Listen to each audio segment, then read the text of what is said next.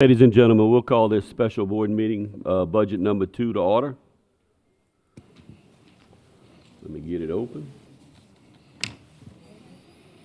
Roll call. We have a quorum. Our agenda, 2.1, Finance, review of 2024-2025 budget recap and timeline. Mr. Dugas? Yes, the budget timeline that is attached. On March 13th, we had held a meeting at 4 o'clock in the boardroom where we went over all the budgets, I believe, except general fund and insurance fund. On April 8th, we had a board workshop on budget challenges and opportunities. April 17th, we had a board meeting strictly on the group insurance fund to give direction as to how it would affect the general fund. Tonight, we have the special board meeting number 3, which is pretty much all the budgets put together to go on to the budget adoption process. By state law, we have to advertise. The advertisement has already been sent out. The ad will run April 24th and 25th. The budget will be on public inspection on the website and in paper here at the district office, April 24th to May 8th, pending a public hearing on Wednesday, May 8th, which is a board meeting day at 4 o'clock, followed by a special board meeting to adopt the budget at 4:30 in the boardroom. Thank you. We'll go ahead and move to 2.2, which is finance. A discussion and or action concerning the proposed 2024-2025 general fund budget summary, projected revenue, expenditures, and cost centers. Mr. Dugas?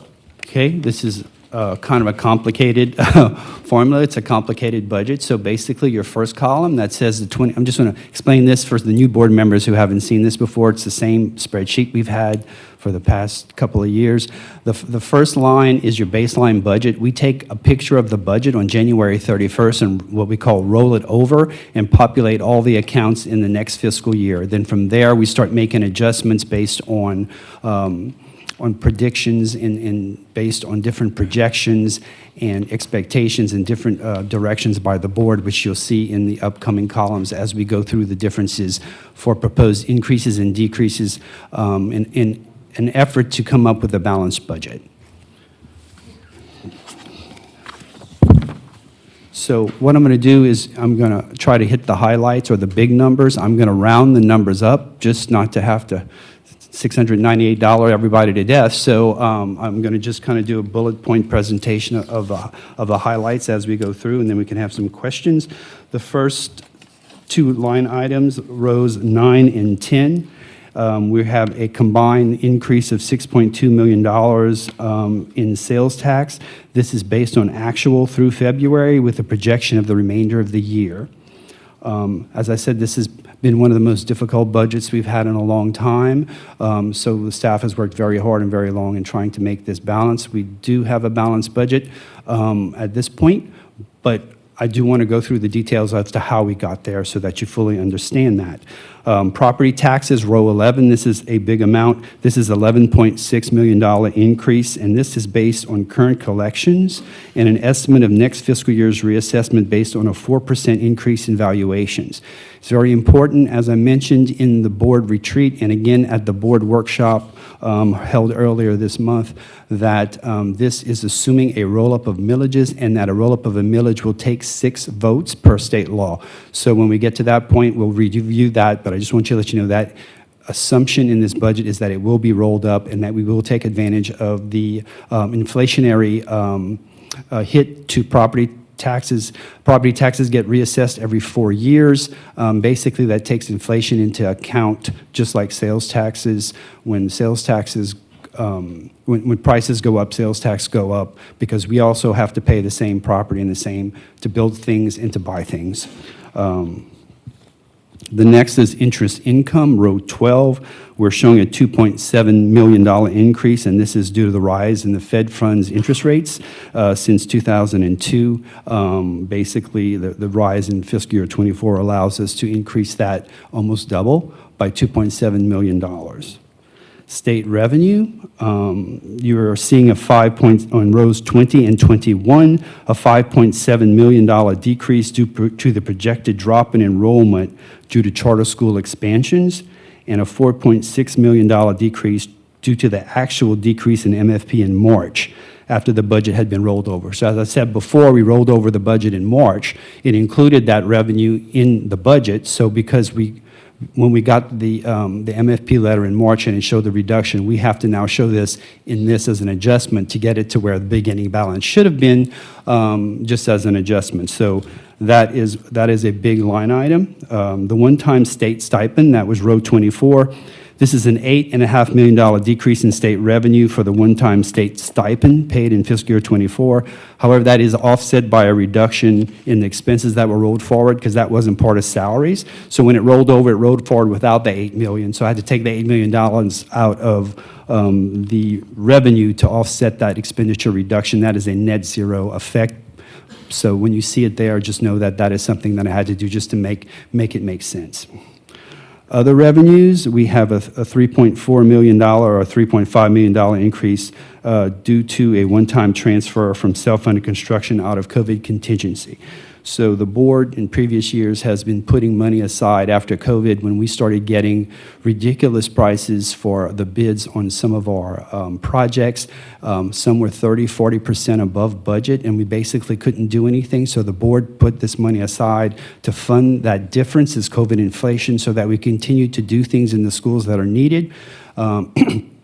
We are seeing a reduction. I don't think it's as much as a reduction in prices, but a reduction in the fact that we're now budgeting new projects with the COVID inflation taken into consideration. So we're not coming with budgets that are 2 or 3 years old that need additional revenue. So we're using a little bit less of this. So we're comfortable taking that out, that one-time money out to help balance the budget. But yet again, that's $3.5 million. That's going to be a one-time infusion of cash into the budget, and we'll talk about that a little bit later. I'm going to recap all the one-time money after we finish. General fund portion of the increase in health insurance rates, row 44. This is an increase of $4.4 million. This is the 10% increase in rates as approved by the board on 4/17/24. This is the employer portion. This is the school board's portion that goes in. So that's the $4.4 million rate increase that will be sent to the insurance fund. Transfer to group health insurance fund, row 45. This is an increase of about $6.6 million. This is a transfer based on the projected deficit beyond the available fund balance in the health insurance fund in fiscal year '25 that would be needed to be covered by the general fund. If you remember when we went through the process and we had, Trish was showing you the different financial options, because we think based on projections of the consultant that we really needed more of a 24%, I believe, increase, but we did a 5, a 10, and a 15. So that will leave us with a projected deficit. We can't not have a projected deficit beyond fund balance in a self-funded insurance fund. So this general fund has to budget a matching $6.6 million transfer. When you see the insurance fund, you're going to see that $6.6 million coming in to offset that, so that all has to balance out. The transfer to... One question. You said a lot of numbers and a lot of I'm sorry. Am I information. going too fast? I just wanted to make sure. So $6.6 million is coming from the general fund because of the insurance. Correct. The 6.6 is the projected deficit for '25 in the group self-funded insurance account. Okay. So we can't have a negative beyond fund balance. So in the current year, we have about $4.2 million of fund balance. We're expecting a $6 to $11 million hit on that. So we will go into the beginning of fiscal year '25 with no fund balance. Okay, so we'll be at 0, and then we're going to add. We'll be at 0, and then we 6.6 expect another of general fund. Okay. $6.6 million deficit. Right. Matt? Oh. So the 6.6 million, or whatever the number's going to end up being, is not coming from reserve. It's coming directly out of the general fund. Is that correct? Correct. It's a transfer from the general fund to Fund 85, the healthcare insurance fund. Yes, ma'am. How comfortable are we with that active projection based on the projected increase in the charter schools, maybe an effect on our staffing? Is that are we comfortable with the number of active employees that we expect to be paying into the system? Let me address that. First of all, we won't know exactly what is going to happen in the fall. What Matt has projected is that, based upon historical data, 80% of those available seats normally come from us, and that's what he's projected. So we just need to kind of hold tight, and I think that we have good things happening in the areas where these charters are coming, and I would beg to differ that this is going to happen, but I understand Matt's projection that he needs to consider that, but we'll wait and see when we get those numbers back in October. So Thank that's a you. little That's what bit, I was going to ask, if we projected that 80%. yeah, that's a little bit reduction. later down, because really, your effective charter school is twofold, and what you're seeing at the top is just MFP. So you have MFP, which is the state amount that we're going to lose if we lose the student. So if the student is from Lafayette Parish and in our school, and we're currently getting the MFP, we will lose the MFP. If they're in a private school in Lafayette Parish, and they live in Lafayette Parish rather, and they go to a charter school, we only lose the local portion. But either way, they get the local portion. So or if they're homeschooled and they're not in our count, we only lose the local portion. So that's taken into consideration, the 80%. So that's 1,210 students in our projection of the amount we see both for LARCA and for the Vermilion. I think we have a projected 250 to potentially lose from southern part of the parish, because we understand the Vermilion Charter School is not far from the border of Lafayette, southern Lafayette Parish. So we have contacted the charter schools. As of this morning, we have not heard back from them with any kind of projections from their side. So we are doing the best we can with what we have, and we hope it's not as bad, but we feel the 80% from a historical perspective is probably what we've seen in the past. And Matt, how do we staff based on that? Would you like to handle that, Ms. Well, first of all, Jennifer? and again, it goes back to, we are going in like these students are ours. But as always, at the beginning of the year, Ms. Gardner and the team will go and we'll start looking to see, who those live body counts are and who are in those classrooms, and pull teachers back, make adjustments to where the population is. So it's always revolving, knowing that, we are projecting these kids to be in those classrooms, but we won't actually know until those first 2 weeks of school. But that real number that we're going to get funding for is going to be on October 1.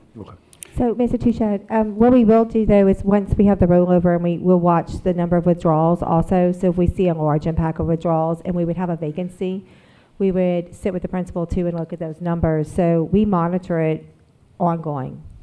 But the live body is what gives you, as past principal, Ms. Legend, it's live bodies what gives you the accuracy of what we're going to get on October 1st.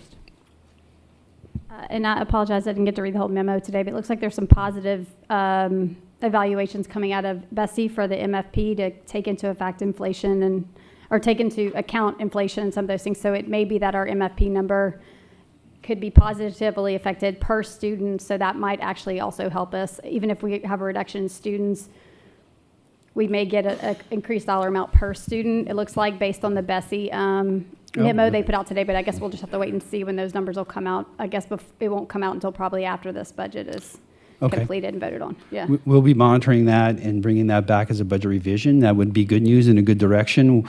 That could offset, if these numbers for charter schools could be worse, to tell you the truth.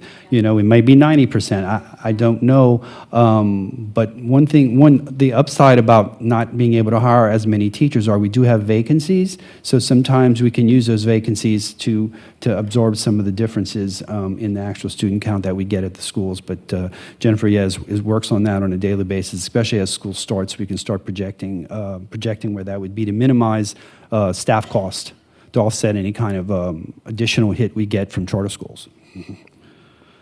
Where was I? Okay, row 46. This is an increase in expenditures of $2.3 million.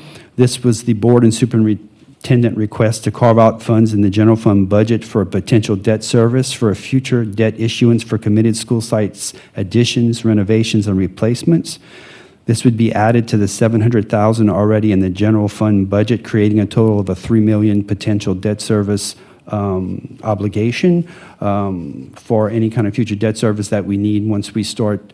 The strategic planner comes in and says we need to build something. This would give you the opportunity to issue a little bit of debt to start consolidating or whatever comes up through the strategic planner. Nurses and social workers to be funded by Medicaid and Medicaid process improvements, row 47. This is a decrease in expenditures of $2.5 million. We would move some nurses and social workers to special revenue funds using Medicaid reimbursements and building improvements to fund these positions directly. As you know, we have the HEAL program that is now doing a study that was funded by the Pew Foundation. I've been very impressed with the results we have so far in that. If you know you have to really know Medicaid and really know what to call something, how to bill it, how to charge it, where to put it, all makes a huge difference in how much money you get back, and the paperwork that you send makes a big difference, just like doing your tax return. So in that vein, HEAL is helping us and special ed. We've already had 2 meetings to really get into that process and make it super efficient. We feel there's low-hanging fruit of about $1 million, hopefully, that we can get this year. And by taking some of the nursing positions we're now funding in the general fund and moving them to there, that was able to squeeze another $2.5 million out to help balance the budget. So that was, we're excited about that, actually. Reclassifications for custodians, various crafts and trades, instructional technology, MIS, row 48.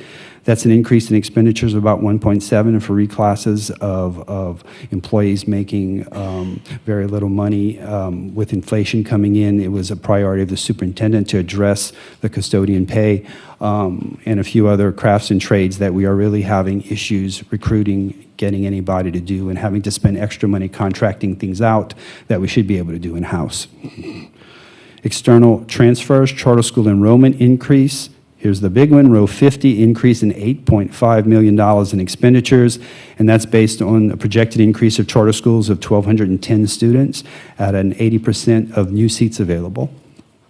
External transfers, the March increase for charter schools after the budget was rolled over, same thing as we saw on the other side of MFP. We got this in late March. The budget was rolled over in January, so that was an additional $1 million. We had thought we had conservatively budgeted it, but it was $1 million over that. So the actual transfer was more money than $1 million, but we had tried to budget for a cushion, and it absorbed that cushion plus $1 million. So we were scrambling to find that, but we had to add it to make the numbers work to balance back at this point. Staff adjustments, reduction in staffing due to enrollment, row 56. This is a decrease in expenditures of $2.2 million. As I mentioned in the budget workshop we had, this should have been much higher, but we also saw an increase in SPED students and ESL students, and that needed a higher accommodation of staff to fund those positions. So even though we had a decrease in enrollment, that enrollment was higher in SPED and ESL students, requiring not as a big reduction in staff that we were initially expecting or would like to have had. Various cuts to cost centers, row 51. After all the cut to cost centers, we had Heather spend a couple of days going through all 30,000 accounts, looking at 2,000 here, 4,000 there, cutting everything that we thought might be able to be cut, and we came up with about $1 million there, trying to balance the budget. So that is in there, spread throughout the budget. That's over 50 accounts we cut in the cost center budgets. Textbooks funded by one-time remediation funds, row 59. That's $2.2 million. During COVID. We had quite a bit of COVID money. That COVID money came with a rather high indirect cost rate that we don't normally get, and they also allowed us to do supplanting. So in that case, we were able to put some money aside for what we knew was coming, was the fiscal cliff of ESSER that all the districts are dealing with. We prepared for that, so this way we could use this money to absorb this textbook increase for 1 year. So the total amount to be used in the budget that would need to be funded in fiscal year 26 is about $7.8 million of one-time money we're using to balance this budget. The plan in this is to give the board and administration time to hire a strategic planner and a health insurance consultant to make decisions based on data and provide a strategic direction for next year so that we have that runway to be able to make some truly effectiveness so we're not rushing to just cut everything to try to make the budget balance. I think it's good financial planning on the part of administration and the finance department to give that opportunity to the board to have a year of breathing room. Any questions? I'll entertain a motion. Mr. President, I move that the board authorize staff to proceed with the budget adoption process for this fund. Second? The motion has been made by Mr. Hidalgo and seconded by Ms. Mason that the board authorizes staff to proceed with the budget adoption process for this fund. If there are no more questions, I'll ask Madam Secretary, we'll call for the vote. We have public comment? No, we don't have public comment during the budget. Any public comment?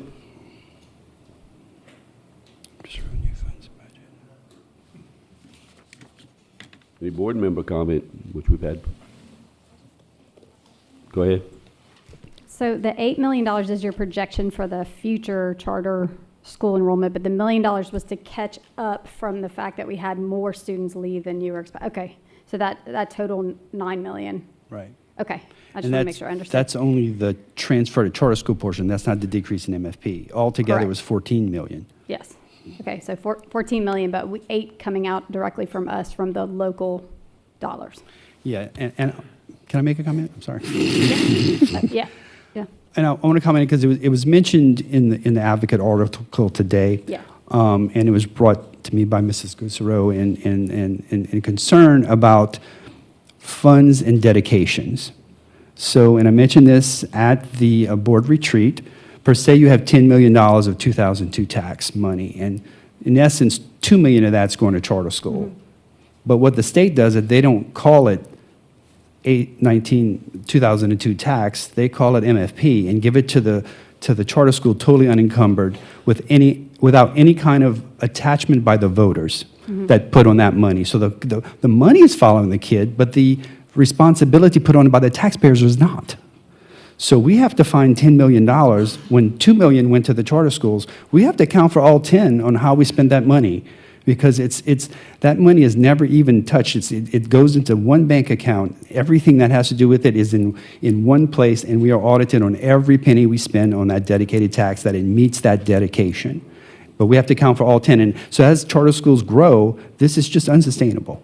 It is just financially unsustainable. And then again, we don't currently have a property tax that's dedicated to debt, but charter schools would get a piece of that. So say we wanted to issue some debt based in property taxes.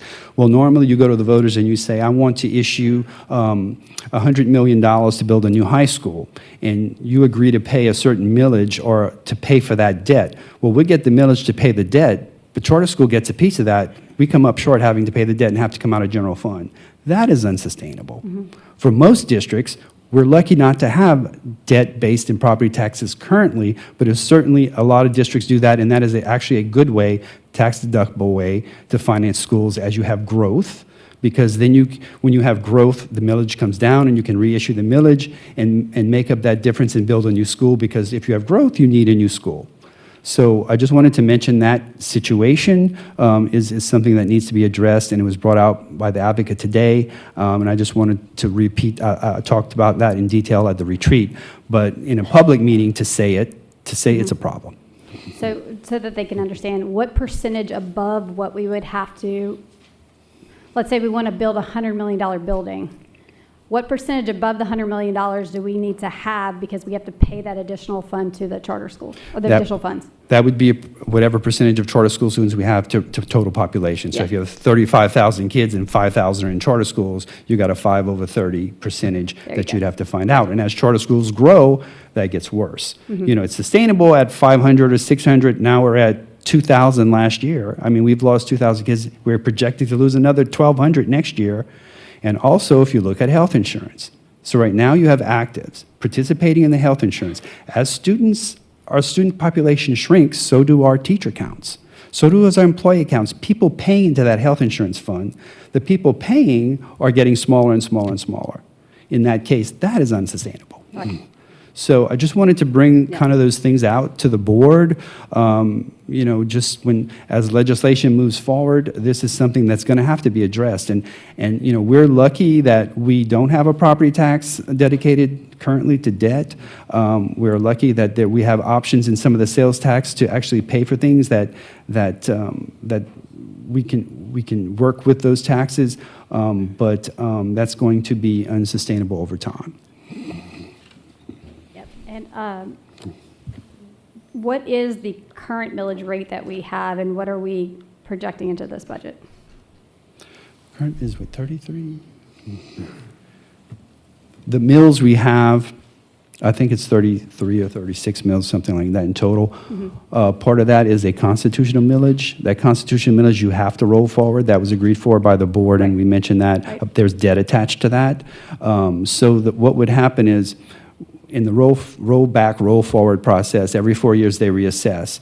And they say, to get this exact same amount of money as you got 4 years ago, we're going to roll down the millage from 33 to 23 or 28 or whatever it is. And the board can roll it back up to 33 or 36 to take into account, which is what inflation. Right. Because basically, if everything went up, building Lafayette High went up, and it did. Yeah. You know, building Prairie went up, building all those schools went up. So that's just kind of an inflationary thing, but the state makes you roll it down, then they make you roll it up, and they require 6 votes of present, it has to be a majority of the school board, not school board members, they are not a quorum. It has to be 6 votes of 6 people that are here that day Yeah. when we do the roll-up.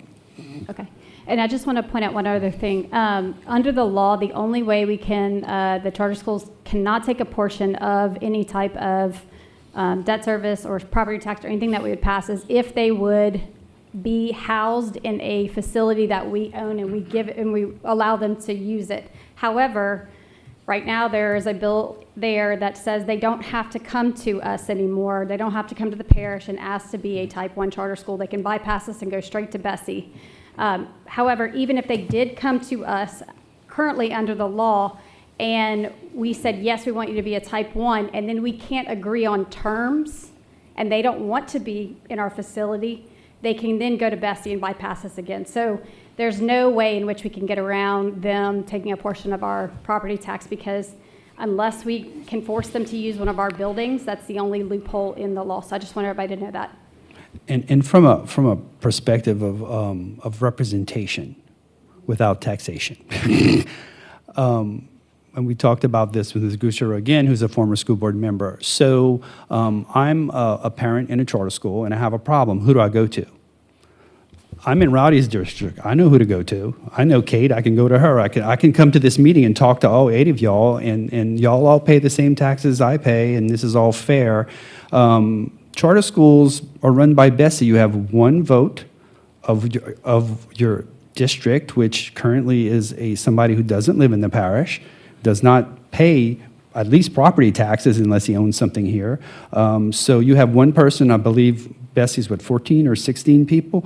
Out of 14 or 16, if you have a problem, that is your political representation. 1 person in Baton Rouge that doesn't pay the taxes from another district of 7 parishes.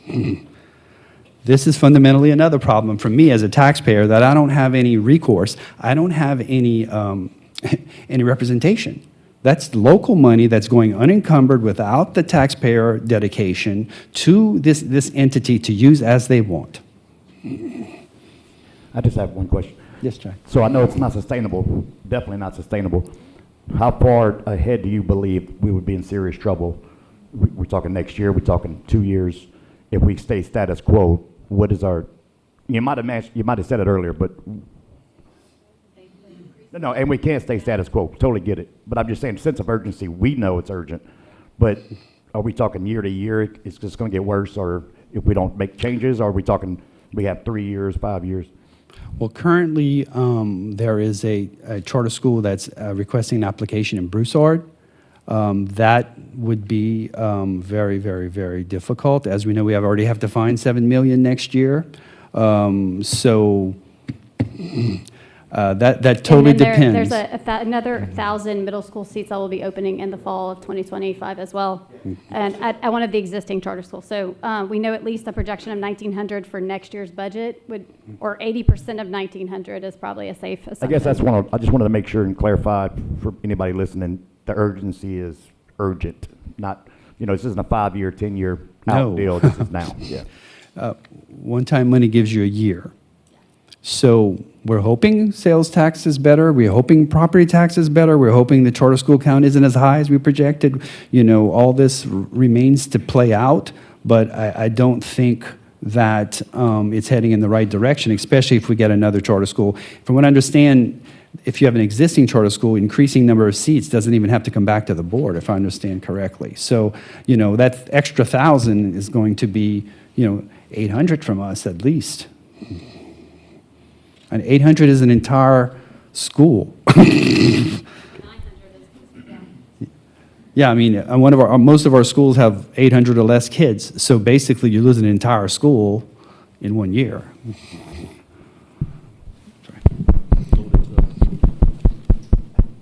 Anthony Mouton, Director of Finance. I think the point that we're using one-time money to begin with, that is your indicator. I don't recall any time that we've ever used one-time money to close the budget gap. I don't think we've ever done that before. So the fact that we're using one-time money to close this budget gap, that is your indicator. And if charter schools continue to grow, you know where it's going to go. We'll be cannibalizing ourselves. That's where we're headed if this continues. Can you elaborate on that one-time money? Because last year, there was a balanced budget. So you're taking the money out of the general fund.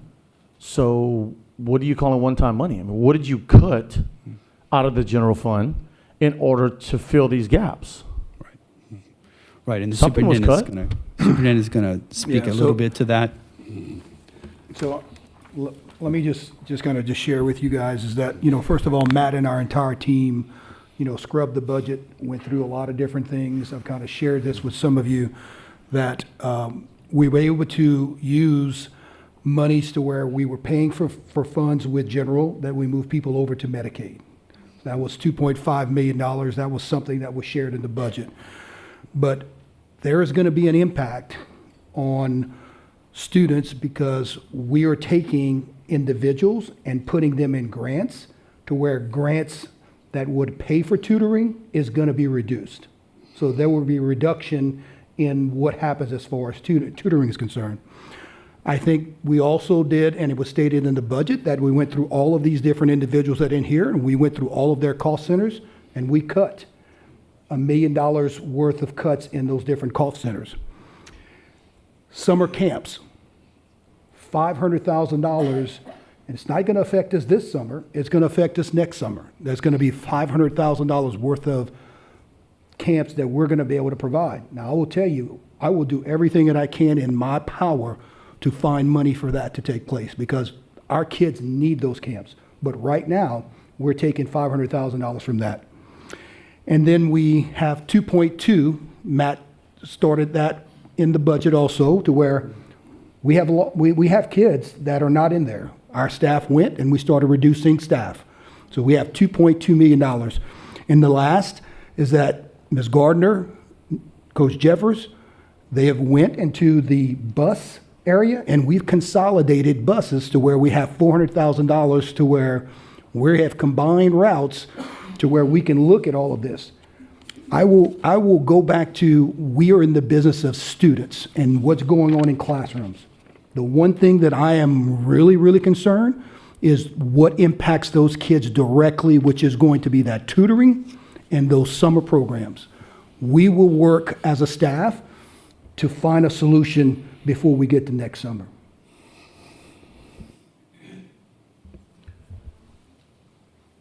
Go ahead.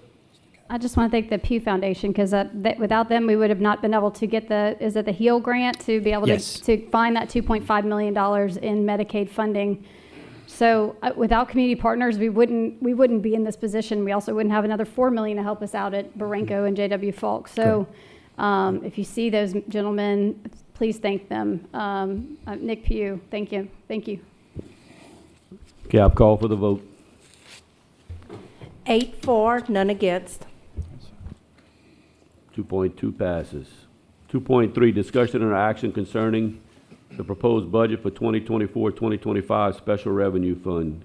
Can we get the short version, Mr. Dugas? Yes. Any questions?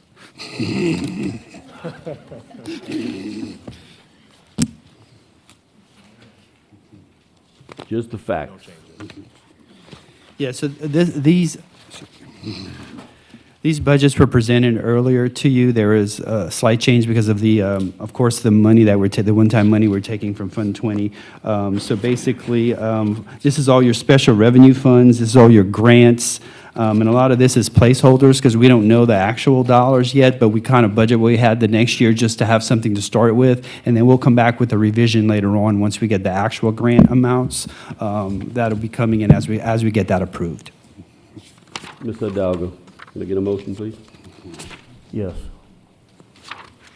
Move that the board authorize staff to proceed with the budget adoption process for this fund. Second? Motion by Mr. Hidalgo, second by Ms. Mason. Any public comment? Any board comment? Madam Secretary, I'll call for the vote.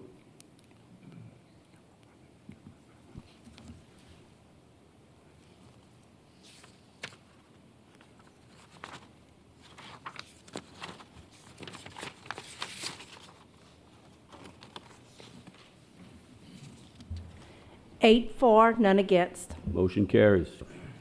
2.4 is finance, discussion or action concerning the proposed budget for 2024-2025 capital projects, capital improvement fund. Yes, Mr. this Dugas? is the Capital Improvements Fund. This is the smaller projects. We have two capital funds. One is self-funded construction and one's capital. You have a list of all the projects that have been approved in the past that are pending to be done. If the amounts look a little strange and you say, well, never, we can't do that for that amount of money, it's because what the budget has is what we expect to be spent in next fiscal year. Doesn't mean it's the total budget. So you have a project that goes over fiscal years, and most of them do. You may see, $200,000 in one year and $200,000 in the next.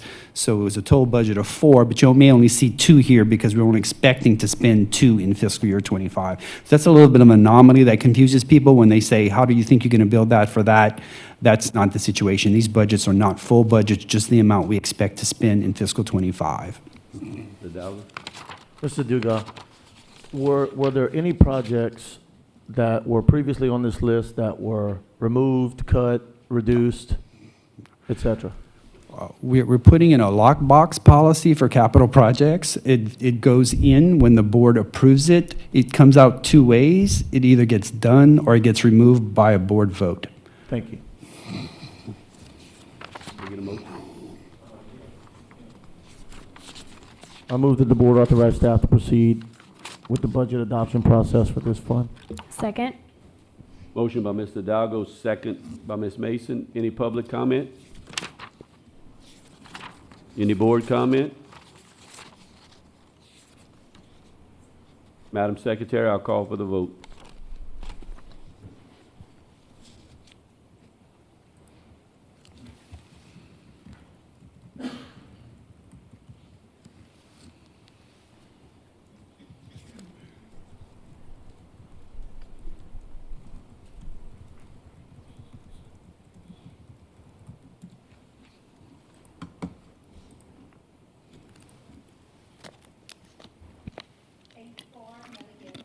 Motion carries. We'll move on to 2.5, discussion and action concerning the proposed budget for 2024-2025 self-funded construction fund. Mr. Dugas?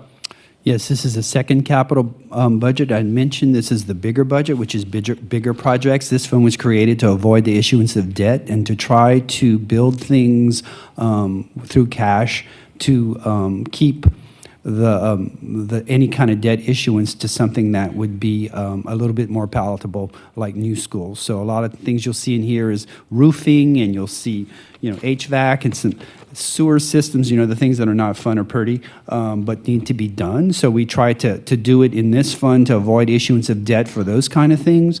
And same situation as the previous one, you may see some odd numbers. Same situation, it's only the amount that we project to be spent in this fiscal year. Mr. President, I move that the board authorize staff to proceed with the budget adoption process for this fund. Second. Motion by Mr. Hidalgo, second by Ms. Mason. Any public comment on 2.5? Any board comment on 2.5? Just clarification for the record, Mr. Dugas, this list has the same lockbox approach as the last? Yes, sir. Madam Secretary, I'll call for the vote.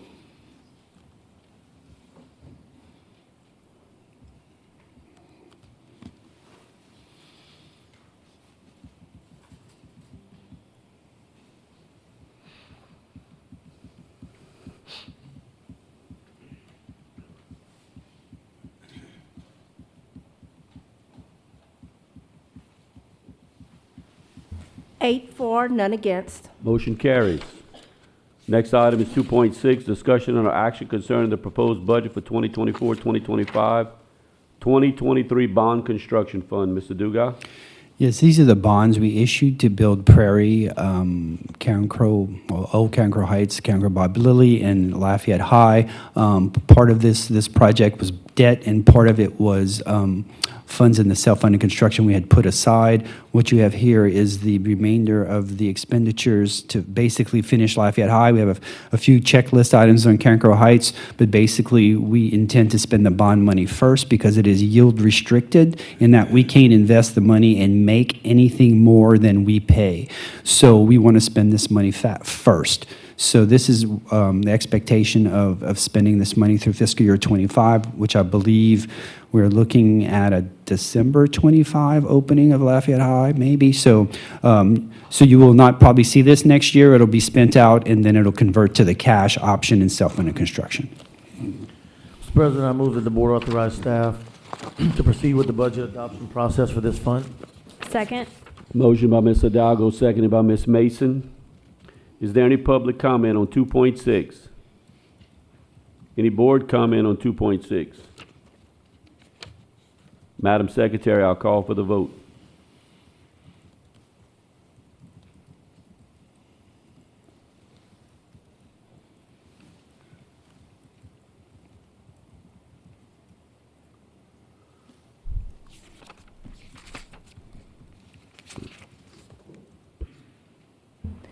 Eight for, none against. Motion carries. Next is 2.7, discussion and action concerning the proposed budget for 2024-2025 Southside High School Construction Fund. Mr. Dugas? We built Southside High years and years ago using USDA financing, and at that point, I believe we saved about $13 million in interest, and it was a very, very good deal. Unfortunately, it came with so much paperwork I cannot even start to describe. This is a remnant. It's all the best I can say. This is the money we have to still spend that we have been getting the runaround with USDA for approval. That has been unbelievable. So we have to budget it again because we still have not gotten authority to spend it as of as of yesterday. But we are still trying to get this done. It's been a struggle. Robert has taken that on, and we have. It's like a soap opera. So this is why this budget is still here. Thank you. Mr. President, I move that the board authorize staff to proceed with the budget adoption process for this fund. Second. Motion by Mr. Hidalgo, seconded by Ms. Mason. Any public comment on 2.7?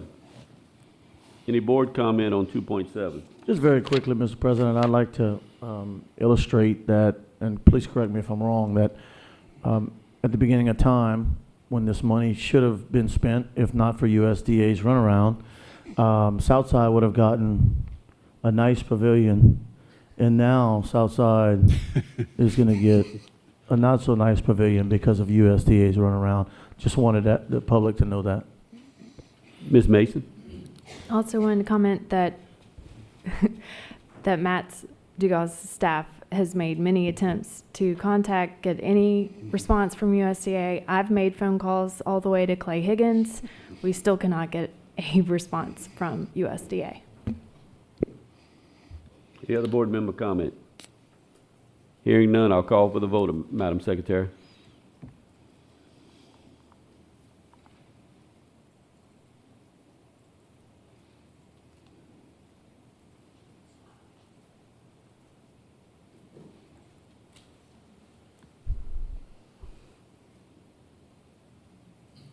8 for, none against. Motion carries. We'll now move to 2.8. That is discussion and or action concerning the proposed budget for 2024-2025 Truman Pre-K Construction Fund. ESSER. Mr. Dugas? Yes, this is a very, very nice school that is fully paid for. A lot of people, when they're going through the school, were saying how nice it is, and I kept saying, yeah, and it's paid for. That was what I was excited about. Everything in there was paid for. I didn't have to wait 20 years or 35 years to pay this off. So as you know, the board and the administration of the time got a head start on this to the idea of building a pre-K school using federal funds, ESSER funds. I can tell you how many school districts have come to me and asked how we did this. So I give kudos to our construction team, to our board, to our administration to take in this money. And what it also did was not make us as dependent on ESSER funds as many districts are, because we used it for an asset that will serve the community for 50 to 100 years. And it is a if you haven't been, it is a state-of-the-art facility. And I tell the public now, if I was a teacher and to draw a dream classroom, this would be it. It was just incredible, I have to say. So this is the punch list, basically, as we finish off the last portion of the last pod.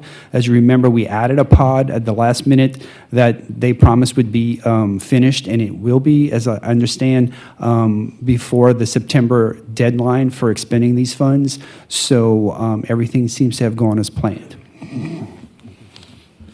Mr. President, I move that the board authorize staff to proceed with the budget adoption process for this fund. Second?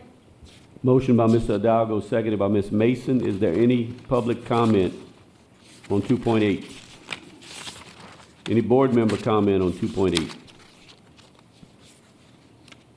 Hearing none, Madam Secretary, I'll call for the vote.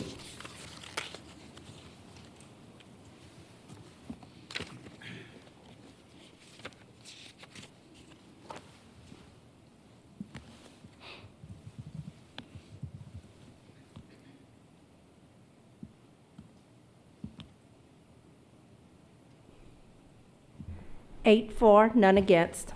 Motion carries. 2.9, discussion and or action concerning the proposed budget for 2024-2025 debt service fund. Mr. Dugas?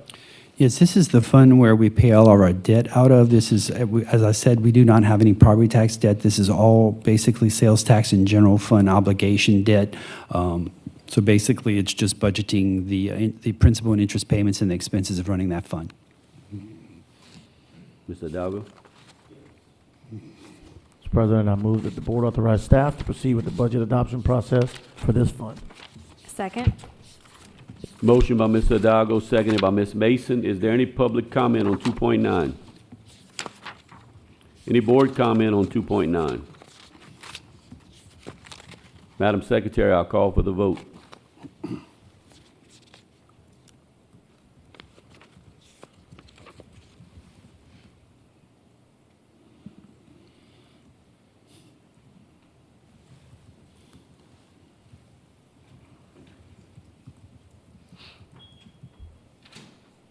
Eight for, none against. Motion carries. Next item is 2.10, discussion and or action concerning the proposed budget for 2024-2025 school food service fund. Mr. Dugas? Yes, this is the budget to run the school food service child nutrition program. Mr. Hidalgo? Move that the board authorize staff to proceed with the budget adoption process for this fund. Second? Motion by Mr. Hidalgo, seconded by Ms. Mason. Is there any public comment on 2.10? Any board comment? Mr. Duke. Can I just have the, Mr. Superintendent, will you please just clarify whether we're feeding kids this summer or not? I think there was some confusion between the announcement from the federal dollars that were not being granted or the state was not accepting in our program. Ms. Renee, want to come forward?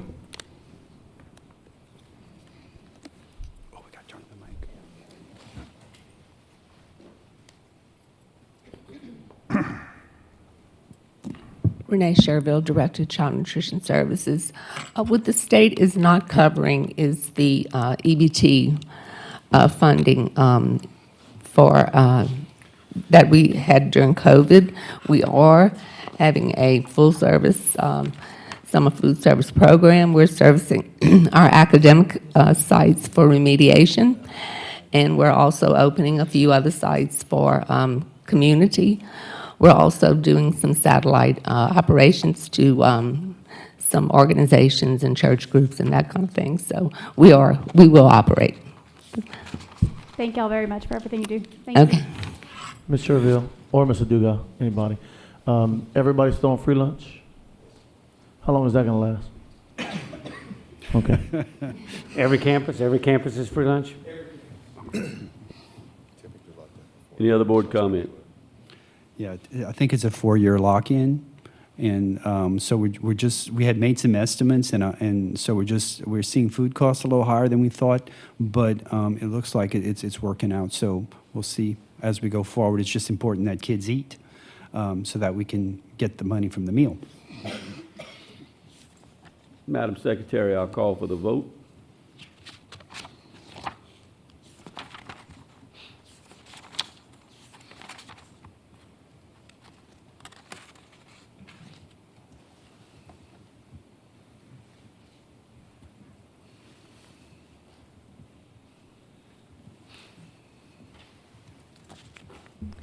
Eight for, none against. Motion carries. Next item is 2.11, discussion and action concerning the proposed budget for 2024-2025 group insurance fund. Mr. Dugas? Yes, this is the group insurance fund we spoke about earlier, and the budget is adopted as approved by the board at the last meeting on the insurance fund. Mr. President, I move that the board authorize staff to proceed with the budget adoption process for this fund. Second? Motion by Mr. Hidalgo, seconded by Ms. Mason. Is there any public comment on 2.11? Any board comment? I just want to state a couple things. I got several phone calls over the past few days, over the weekend as well as today, on whether or not the decision made at the last board meeting was the decision to increase premiums. And so I just want the public to make sure, not the public, but the members to make sure they understand that that's exactly what the motion was. And so, just in case somebody's watching and cares. And then I also wanted to clarify, and I know that this is not the only fund that has an impact. I get it, charter schools and the list goes on and on.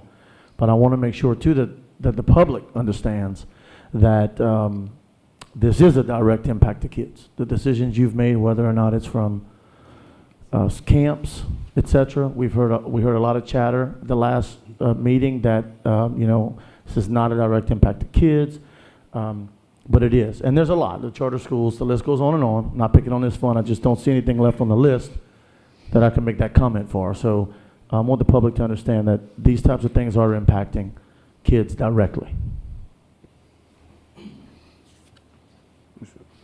Mr. Dugas, Mr. Lejeune. how often is this budget reviewed? Is it continually reviewed throughout the year, so we're not in the same situation we are that we just went through with the insurance? So, Mr. Lejeune, what we'll end up doing is, and again, it's been a request from our board insurance committee president, chair, is that we're going to start meeting every month to where we're going to be looking at claims, we're going to be looking at the impact it has on our budget so that we can keep this board informed. What we will also do is make sure that every board meeting, there'll be a section in the informational where we can give committee updates so that you guys, for those particular things, will be updated from a board standpoint.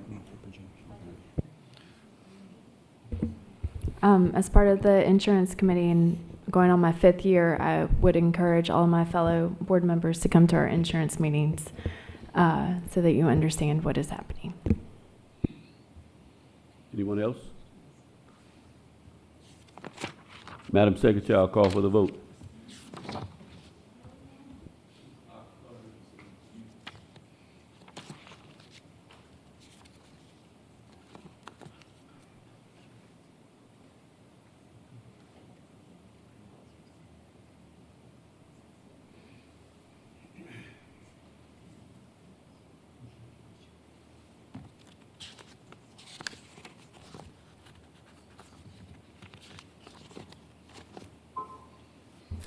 Eight for, none against. Motion carries. Next item is 2.12, discussion and/or action concerning the proposed budget for the 2024-2025 2002 half-cent sales tax fund. Mr. Dugas? Yes, this is the 2002 half-cent sales tax fund with the, it's basically the same budget that was presented earlier this year at the first meeting. Mr. President, I move that the board authorize staff to proceed with the budget adoption process for this fund. Second. Motion by Mr. Hidalgo, seconded by Ms. Mason. Any public comment on this item? Any board member comment? Ms. LeBouf? Just to reiterate again what Mr. Dugas said, there are very strict instructions on how you can spend this money on the public school system, but there are no restrictions or prohibitions on the charter schools for how they spend this money. So while we have to dedicate this to very specific categories and only spend in those specific categories, that is not happening with them. They do not have to do that, and there is nobody forcing them to, and there's no bill in the legislature, and there's nothing else that will make them spend their money on tutoring and teachers and teacher supplements and professional training and all those things. Thank you very much. Thank you. Any other comment? Madam Secretary, I'll call for the vote.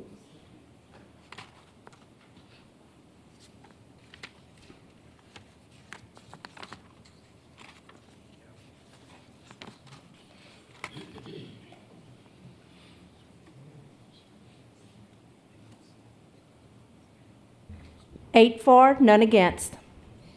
Motion carries. Final item on the agenda, 2.13, discussion and/or action concerning the proposed budget for 2024-2025 combined sales tax fund. Mr. Dugas? Yeah, so this is our sales tax office collection. As you know, we're the official collector of sales tax for Lafayette Parish back in the 70s when they created, each parish only had to have one collector. The school board was chosen as that collector.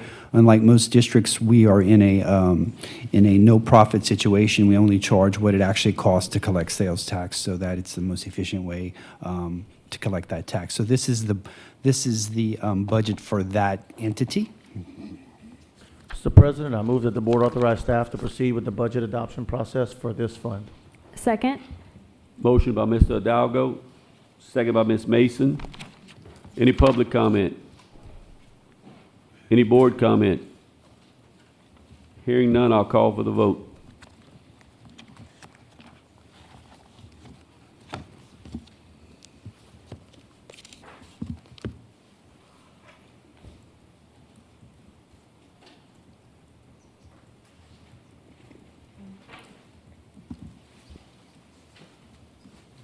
Eight for, none against.